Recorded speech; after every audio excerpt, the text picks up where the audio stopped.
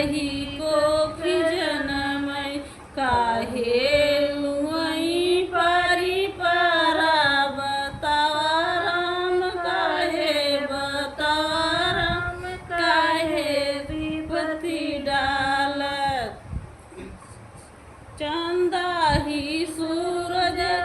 एक ही कोखी जनमे चंदा ही सूरज एक ही कोखी जनमे गुगई कही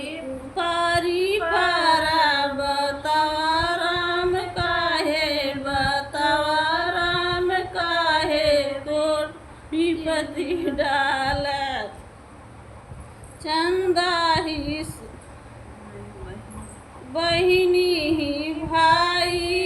कही कोखी जनमई बहिनी ही भाई कही कोखी जनमई काहे के बहिनी पराया बतावा राम काहे बतावा राम काहे के पति डालब